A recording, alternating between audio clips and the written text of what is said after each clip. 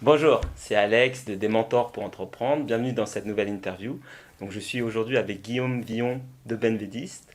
Bonjour Ouais. Guillaume. Bonjour Alex. Bonjour. Donc, Guillaume a écrit un bouquin, Les secrets des entrepreneurs de la Silicon Valley. Juste avant qu'on parle de ce livre, est-ce que tu peux te présenter auprès de notre auditoire, qui tu Bi- es? Bien sûr. Donc moi c'est Guillaume Villon de Benveniste, comme Alex l'a très bien dit. Je me passionne pour l'innovation depuis à peu près 10 ans. Je fais beaucoup de conseils en innovation pour de grandes entreprises, donc principalement à Paris, aussi un petit peu en Europe et puis à New York. Et j'ai fait de nombreux voyages dans la Silicon Valley en Californie. Euh, voilà. D'accord. Et donc, tu as eu un parcours, de ce que tu m'avais expliqué, qui était vraiment très orienté autour de l'innovation. Pas forcément, parce que je pense qu'il faut déjà expliquer la notion d'innovation, parce qu'on confond souvent. Est-ce que tu peux nous préciser ta définition justement de l'innovation? Bien sûr. Alors, il y a plein de façons différentes de définir l'innovation. J'aurais tendance à procéder de différentes façons. Euh, Si j'avais une seule définition à donner, ça serait l'innovation, c'est une invention qui trouve un marché. Et là, l'idée la plus importante, c'est le fait de trouver un marché. Hmm. Ça me semble un point majeur parce qu'en France, on est très porté sur la nouveauté technique, Hmm. l'invention, et pas suffisamment sur le fait de trouver un acheteur qui va dépenser une somme pour acquérir la nouveauté technique qu'on a développée. Donc ça, c'est une première façon Ouais. de définir l'innovation. C'est peut-être en France, c'est vrai qu'on confond souvent innovation et technologie, innovation technologique, mais il y a également d'autres formes d'innovation, l'innovation liée au business model, puisque c'est ce qu'on discutait tout à l'heure justement. Et toi qui as été à la Silicon Valley justement plusieurs fois, quelles ont été les spécificités qui t'ont le plus marqué par rapport à ton parcours? Eh bien, il y en a un certain nombre. Peut-être pour continuer sur ce qu'on se disait, le fait, par exemple, de rechercher le plus tôt possible un retour du potentiel client.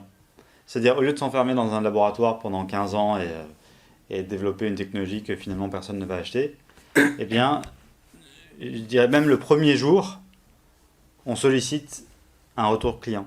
Avant de faire un développement informatique quel qu'il soit, on fait juste, on peut ne serait-ce que faire un schéma sur un morceau de papier qui a pour objectif de représenter ce à quoi pourrait ressembler le résultat final et de montrer ça à un client. Hmm. C'est directement confronter l'idée Voilà, au marché, en fait, c'est ce que tu veux voilà dire. le plus tôt possible. En Hmm. fait, ce qui est important, c'est que dans le fait de trouver un client, j'ai dit que l'innovation c'était une invention qui trouve un marché. Donc, trouver un marché, ça veut dire qu'on déclenche un certain nombre d'actes d'achat. Il faut que l'analyse de l'acte d'achat soit menée le plus tôt possible. Ouais, pour pas perdre du En temps. fait, dès le début, Ouais, d'accord. dès le premier jour. Ouais. Qu'il y ait une vraie corrélation entre la conception qui est faite et le marché. Puisque l'erreur que font beaucoup de dirigeants d'entreprise, donc ça, pour avoir discuté avec quand même pas mal d'entrepreneurs, et c'est une erreur aussi que j'ai faite, parce que j'avais essayé à un moment donné de créer une entreprise en Chine, de la France, sur le marché chinois, avec un ami. On a foncé la tête la première, on va dire ça comme ça. Donc on a mis un an sur la conception d'un produit, donc sur cette conception-là. Donc on a mis du temps, de l'argent sur un positionnement qui marche en Europe, mais difficilement dans les pays asiatiques. Et on s'est aperçu de cela qu'un an après.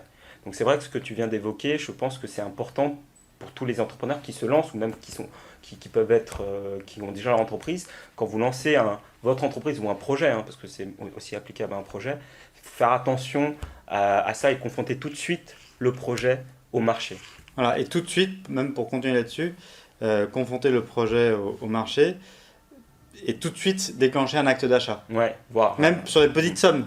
Ouais, Pour acheter un truc à 1 euro, on peut ouais, vendre quelque chose à 1 euro. tout à fait. Mais on peut vendre une feuille blanche avec un petit schéma de logiciel. Mm. Si on arrive à vendre ça à 1 euro, bah c'est déjà, ça montre qu'on est dans Une une marque d'intérêt. bonne, Ouais. dans une bonne base. Ce qu'on Voilà. appelle, ce que les business angels et autres qui sont dans la partie financement appellent la preuve du concept. C'est-à-dire, quelqu'un a payé Voilà. pour Mais acheter. la preuve du concept, parce que là, alors ça c'est là on rentre Bon, alors, une des grandes difficultés dans le domaine de l'innovation, qui est un domaine que je connais depuis donc une dizaine d'années, c'est que les gens emploient un même mot en général pour signifier des choses qui sont extrêmement différentes.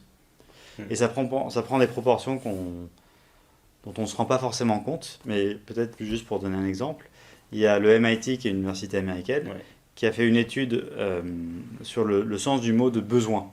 Et il se trouve que 95% des gens qui ont participé à cette étude, donc, qui a été faite au CAC 40, mais aussi au Fortune 500, qui sont les grandes entreprises américaines, ont une définition différente du mot besoin. D'accord. Et ça, c'est vrai pour le mot besoin, mais c'est vrai aussi, ça c'est une conviction personnelle, pour d'autres mots aussi. Donc quand on dit une preuve de concept, il faut faire attention que ce mot-là désigne la même chose pour tout le monde. Et parce que preuve de concept en France, ça veut souvent dire on va faire du laboratoire pendant 3 ans, et puis on aura une preuve de concept, et là on ira demander à quelqu'un d'acheter... non, pas du tout. Non, mais d'un point de vue financier, c'est pas du tout... mais je comprends, d'accord. Mais en tout cas, il faut se mettre d'accord sur les...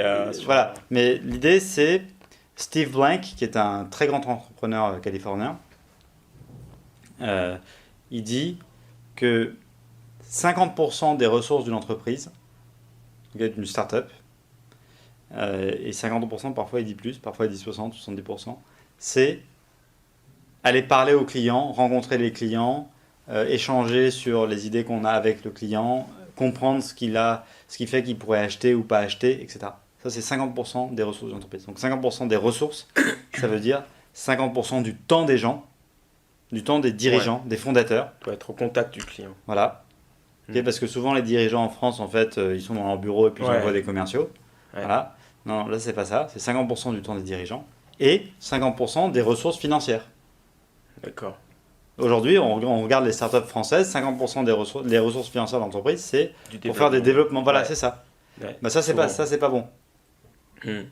D'accord. C'est vrai qu'en France, on met l'accent sur le développement, le produit, la production. Voilà, sur la production, et malheureusement très peu sur la partie commerciale. Et c'est ce qu'on disait sur la partie d'innovation. C'est pas une partie commerciale en fait. La partie commerciale, c'est quand on sait ce qu'on veut vendre. C'est l'innovation, c'est ce qui précède, absolument. D'accord. D'où l'importance de l'innovation. Donc, tu as écrit un bouquin, donc Les secrets des entrepreneurs de la Silicon Valley. D'où t'est venue cette envie d'écrire ce livre? Voilà, donc effectivement, j'ai écrit ce livre. Le voici, aux éditions Erol. D'où m'est venue l'idée d'écrire ce livre? Alors, j'ai eu plusieurs. Alors pourquoi? On va peut-être commencer par ça. Moi, j'ai 36 ans et donc j'habite en France, à Paris. Et je fais partie d'une génération de gens pour qui, en fait, s'insérer dans le monde du travail est de plus en plus compliqué. C'était absolument pas le cas il y a 20 ans. C'était beaucoup plus facile il y a 20 ans de s'insérer dans le monde du travail qu'aujourd'hui. Ça, je peux expliquer, donner ces centaines d'exemples. C'est pas forcément nécessaire de rentrer là-dedans, mais je pense que c'est un point qu'on peut considérer comme établi. Et pourquoi est-ce que c'est aussi difficile de s'insérer dans le monde du travail en France actuellement? Parce que les entreprises françaises, le CAC 40 français, a été créé d'ailleurs à la Belle Époque, qui est une grande époque d'innovation française, et ils sont sur des marchés qui aujourd'hui sont saturés. Et donc les relais de croissance, d'ailleurs, n'existent pas en France. Quand ils existent dans ce qu'on appelait par exemple les BRICS, donc le Brésil, la Russie, la Chine, l'Inde. Les façons pour ces entreprises-là d'être plus performantes, d'être plus rentables, consistent à réduire les coûts. Et là, je crois qu'on est arrivé au terme de cet exercice-là. C'est-à-dire que ces entreprises françaises ont déjà réduit les coûts. Voilà. Et donc maintenant, si ces entreprises cherchent à retrouver la croissance alors que les économies dites BRICS ralentissent, eh bien, il va falloir innover. Donc, la première raison pour laquelle j'ai écrit ce livre, c'est parce que ça relève d'une nécessité économique absolue pour le tissu industriel français de se renouveler, d'innover. Et ça a pour corollaire 2 éléments très importants. D'une part, chose qu'on ne mesure pas, 100% du CAC 40 a été créé à la Belle Époque. Donc c'est une période historique qui va de 1873 à 1913. 100%. D'accord ? 100% du CAC 40 a été créé à la Belle Époque. aux États-Unis, en Grande-Bretagne, en Allemagne, on trouve de très grandes entreprises qui ne sont pas centenaires. Ouais. Et en France, on a eu cette période dorée de la belle époque, et bizarrement, on n'a pas réussi à se renouveler depuis cette période-là. Donc on vit en tant qu'héritier d'une époque qui est désormais révolue. Sur sur des acquis, vestiges, sur peut-être voilà, exactement. d'un ancien passé. Voilà, c'est ça, exactement. Donc ça, c'est une première chose. Donc moi, si j'étais capitaine d'industrie, dirigeant, décideur, je serais quand même un petit peu inquiet. Ouais. Parce que, par exemple, la Silicon Valley, en l'espace de 30 ans, ils ont créé Apple, Google, Facebook, Amazon. Et la valorisation de ces 4 entreprises est supérieure à la valorisation des 40 entreprises françaises qui, elles, sont centenaires. Donc ça veut dire deux choses. D'une part, il y a un problème de renouvellement. Et d'autre part, la création de richesse de cette époque-ci, elle peut être potentiellement très importante. Donc ça, c'est la première raison pour laquelle j'ai écrit ce livre. En tant que quand homme d'affaires, je suis inquiet, on va dire. Enfin, pas forcément inquiet, mais je me dis, tiens, il y a quelque chose qu'il faut percer. Ensuite, en tant que citoyen, je constate que le chômage augmente, que finalement la stabilité politique est difficile, qu'il y a toutes sortes de choses qui sont produites auxquelles on ne s'attendait pas, en janvier 2015, etc. Et ça, je crois que c'est parce que l'insertion dans le monde du travail est devenue de plus en plus difficile. Et cette insertion dans le monde du travail est devenue difficile parce que le tissu économique ne s'est pas renouvelé. Donc tout est lié en fait. Donc voilà, c'est les deux raisons pour lesquelles de l'innovation. Absolument. Donc c'est ce qui t'a amené à écrire ce livre. Et du coup, les personnes qui nous suivent, qui sont souvent soit déjà des entrepreneurs, soit des personnes qui souhaitent créer leur entreprise prochainement, à ces entrepreneurs-là, à ces potentiels entrepreneurs, qu'est-ce que tu recommanderais? Qu'est-ce qu'ils peuvent apprendre de cet ouvrage que tu as écrit? Alors, plein de choses. Pour les entrepreneurs, moi je pense qu'il y a vraiment une idée absolument centrale. C'est comprendre le client. Donc, donc peut-être que je peux procéder en 2 temps pour expliquer cet élément-là. Okay. Donc, dans le deuxième chapitre, j'ai fait une analyse historique et industrielle du secteur de la musique sur les 65 dernières années. Donc j'ai regardé comment le secteur musical avait progressé et j'ai constaté que en l'espace de 65 ou 70 ans, il y avait 5 formes de produits différentes qui ont été dominants à différents moments de l'histoire. Par exemple, il y a eu les disques vinyles. Ensuite, il y a eu les cassettes audio. Ensuite, il y a eu les CD. Ensuite, il y a eu les lecteurs de musique digitaux, type iPod. Ensuite, il y a eu le streaming musical. Donc ça, c'est un premier élément. Deuxième élément, pour chaque forme produit, il y a 1 ou 2 entreprises qui sont leaders. Mais, et ça c'est quand même très étonnant, ce n'est jamais la même entreprise qui est leader dans une forme produit qui le reste lorsque la forme produit change. Ouais. Quand la forme change, le produit change. Voilà, quand on passe par exemple des cassettes audio au CD. Ouais, quand il y a une mutation du marché. Voilà. D'accord. La cassette audio, c'est Philips qui est leader.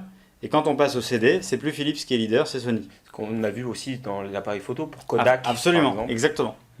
Donc ça veut dire que les grandes entreprises ne savent pas pérenniser, ne savent pas s'adapter, mais surtout elles ne savent pas conserver leur acquis concurrentiel lorsque la forme produit change. Donc ça c'est un point très important. Et donc j'en viens à un autre élément. Maintenant, si je suis homme d'affaires dirigeant et que je vois ça, je suis très inquiet parce que en gros ça veut dire que ma perspective de rentabilité sur le futur est liée fortement au temps de vie de la forme produit dans laquelle j'existe. Qui est de plus en plus accéléré aujourd'hui. Et alors ça c'est encore un autre point, effectivement c'est de plus en plus accéléré. Et le digital a tendance à rendre les cycles d'innovation encore plus courts. Ça c'est le premier point. Donc ensuite, second point, si maintenant je me place du point de vue du consommateur, parce que moi j'ai vécu un certain nombre de ces transformations de produits, donc j'ai pas vécu le vinyle mais j'ai vécu la cassette audio, et le CD. Et, la période du Amstrad aussi à l'époque. Exactement, voilà. Et ce qu'on voit, c'est que quand on passe d'une forme produit à une autre, eh bien, les choses deviennent plus faciles, plus simples, plus accessibles, moins chères, moins chronophages, plus fiables. Par exemple, la musique digitale permet d'acheter de la musique de façon beaucoup plus simple que ne me permettait la forme produit CD.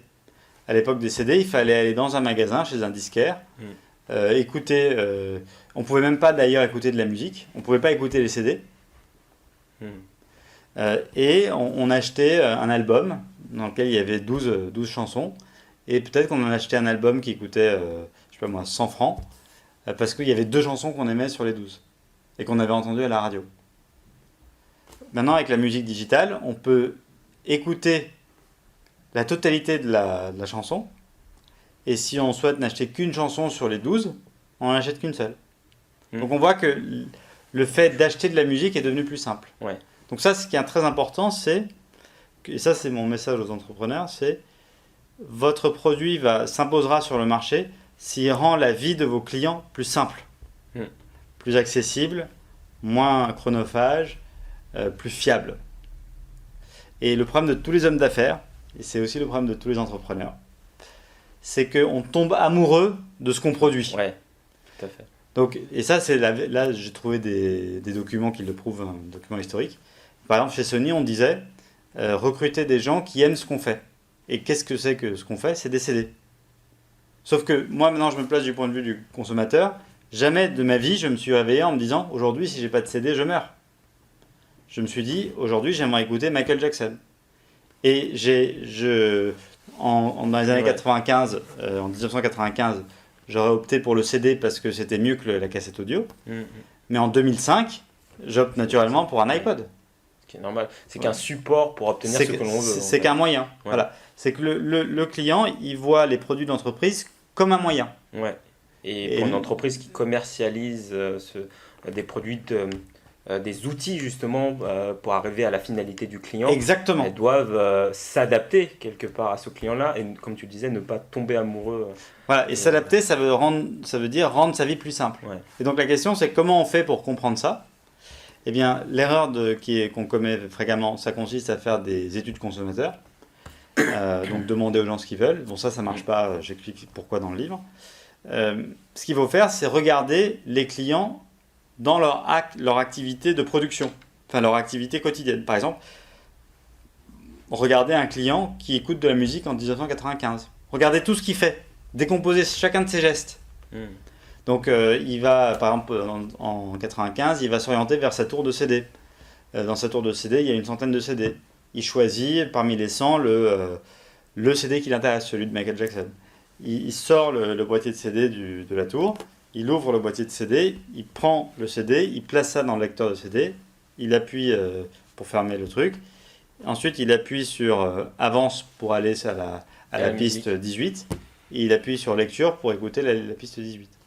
On pourrait décomposer ça et se dire comment on peut rendre chaque étape plus simple. Facile, ouais. Avec un iPod, on n'a pas besoin de se déplacer à la tour de CD, puisque l'iPod on l'a dans sa poche. On n'a pas à avoir une tour avec 100 CD, puisque dans son iPod, il y a 1000 chansons. Dans les premières versions de l'iPod, il y a 1000 chansons. Voilà, donc en fait, on peut tout reprendre, ce qu'on appelle les tâches à accomplir du client, c'est le terme consacré.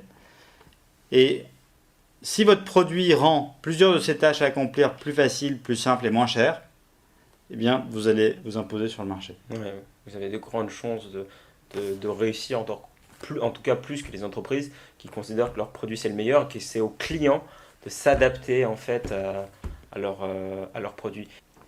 Très bien. Est-ce qu'il y a d'autres points que tu souhaites Oui. Je pense qu'un autre sujet important, alors ça je m'adresse peut-être davantage aux inventeurs et aux directeurs d'innovation dans les grandes entreprises. C'est ce qu'on appelle, donc ça a expliqué beaucoup des échecs qu'on a connus en France sur les 15 dernières années. C'est la difficulté d'arriver sur le marché au bon moment, c'est-à-dire ni trop tôt ni trop tard. Et Jean-Marie Messier a récemment pris la parole.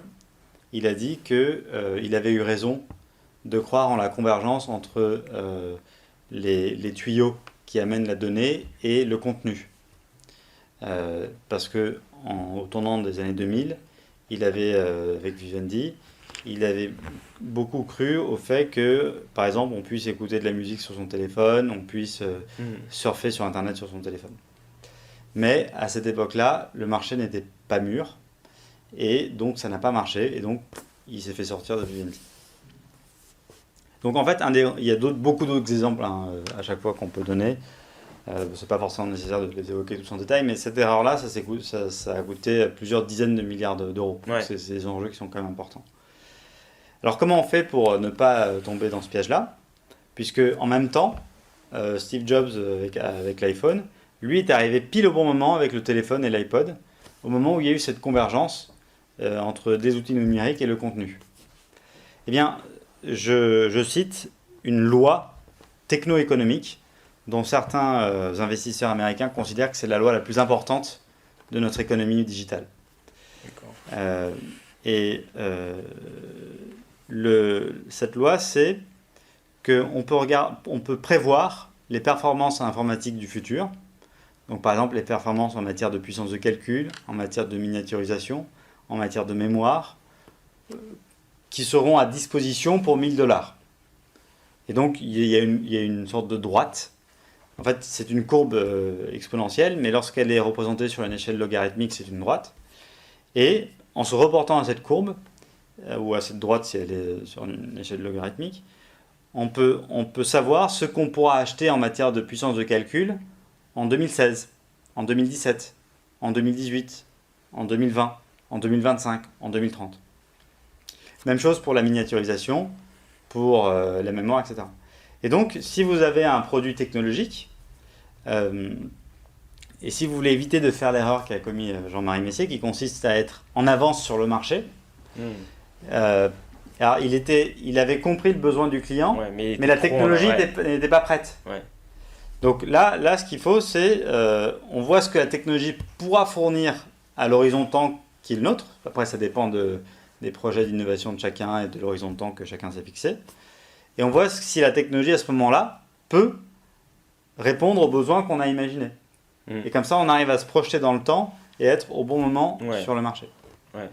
Je suis d'accord, je suis entièrement d'accord avec. C'est parfois même une question de culture. Pour reprendre un peu le projet que j'avais tenté de lancer en Chine, pareil aussi, le marché chinois n'était pas prêt. C'était un choc des cultures qui était trop important pour eux. Et finalement, du coup, ça l'a pas fait à cette époque-là. Peut-être qu'aujourd'hui, les choses seraient différentes.